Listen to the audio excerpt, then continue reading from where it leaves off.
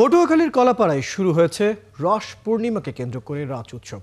প্রায় ৫০০ বছরের ঐতিহ্যবাহী সনাতন সম্প্রদায়ের ২ দিনের এই উৎসবে মঙ্গলবার রাতে থাকছে পূর্ণিমা উদযাপন ও রাস পূজা। দর্শক, এই উৎসবের আরও প্রস্তুতির খবরাখবর জানাতে পটুয়াখালীর কলাপাড়া থেকে যুক্ত হচ্ছেন সহকর্মী মিলন কর্মকার।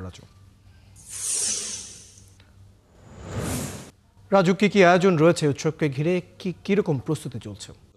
আপনাকে আমি জানিয়ে রাখি যে আজ রাত ৯টার পরে অধিবাস শুরু হবে কলাপাড়া এবং কুয়াকাটা। অধিবাসের মধ্যে দিয়ে কিন্তু আজকে এই যে ৫ দিনের রাস উৎসব সেটি কিন্তু আজকে থেকে শুরু হবে এবং এটি চলবে আগামী ৫ দিন। তবে কুয়াকাটায় কিন্তু গঙ্গা স্নান শুরু হবে আগামীকাল ভোরে সূর্যোদয়ের ঠিক আগে।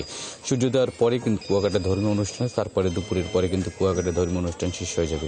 এরপরে কিন্তু কলাপাড়া পৌরশহরে যে ৫ দিনের মেলা বসেছে, এই মেলায় কিন্তু আসলে উৎসব মুখর পরিবেশে যে অনুষ্ঠান সেটি কিন্তু চলবে। এখানকার উপজেলা প্রশাসন আমাদের যে বিষয়টি বলেছেন যে এবছর কিন্তু রাস উৎসবে কয়েক লাখ লোকের সমাগম হওয়ার আশা রয়েছে, কারণ এবছর দেশের আইন শৃঙ্খলা পরিস্থিতি ভালো রয়েছে। আমি এই মুহূর্তে রয়েছি কলাপাড়া পৌর শহরের রাসমেলা প্রাঙ্গণে। আপনি দেখতে পাচ্ছেন আজকে থেকে রাসমেলার ব্যবসায়ীরা কিন্তু আসতে শুরু করেছে এবং এখানে কিন্তু কয়েকশো দোকানদার ব্যবসায়ীরা কিন্তু এখানে আসবে। এখানকার এই মন্দিরের চারিদিকে কিন্তু ব্যবসায়ীরা তাদের পণ্য নিয়ে বসছে। মন্দিরের দোতলা তিনতলা মার্কেট পর্যন্ত কিন্তু বিভিন্ন ধরনের প্রসাধনী নিয়ে আসছে। এখানকার ব্যবসায়ীরা যে বিষয়টি আমাদের বলছেন যে প্রতি বছর তারা এখানে আসেন এবং এখানকার যে মূল বিষয়টা সেটা হচ্ছে যে এখানে হিন্দু সম্প্রদায়ের যে নারীদের শাখা সিঁদুর থেকে শুরু করে তাদের পূজার যে বিভিন্ন সরঞ্জামাদি সেটি কিন্তু এখানে এই মেলা থেকে তারা ক্রয় করে থাকেন এবং এই মেলাকে ঘিরে কিন্তু তারা বছরের পর বছর প্রতি বছর অপেক্ষা করেন এবং শুধু কলাপাড়া না, কলাপাড়ার বাইরের দেশের বিভিন্ন স্থান থেকে কিন্তু ব্যবসায়ীরা এখানে আসেন তাদের এই পণ্য কিনতে। আপনাকে একটু বিষয় জানিয়ে রাখি যে কলাপাড়া উপজেলার নির্বাহী কর্মকর্তা আমাদের বিষয়ে যে বিষয়ে জানিয়েছেন যে কলাপাড়ায় কিন্তু এবছর যে কয়েক স্থানে নিরাপত্তা ব্যবস্থা করা হচ্ছে। কলাপাড়া কুয়াকাটা সড়কের পাশাপাশি সৈকতে কিন্তু সাদা পোশাকের পাশাপাশি কিন্তু পোশাকধারী পুলিশ, র্যাব এবং সেনাবাহিনীটা হলো কিন্তু জোরদার করা হয়েছে।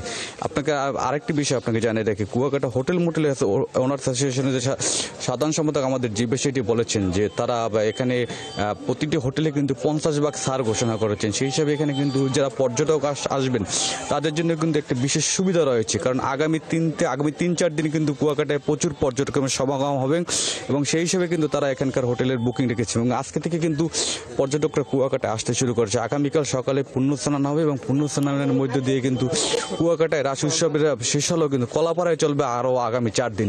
এখানকার ব্যবসায়ীরা আরেকটি ধন্যবাদ মিলন কর্মকার। খবর রাখতে থাকুন। দর্শক, আমাদের সাথে আমাদের সহকর্মী যুক্ত ছিলেন মিলন কর্মকার পটুয়াখালীর কলাপাড়া থেকে, জানাচ্ছিলেন রাজ উৎসবের প্রস্তুতির সর্বশেষ খবরাখবর।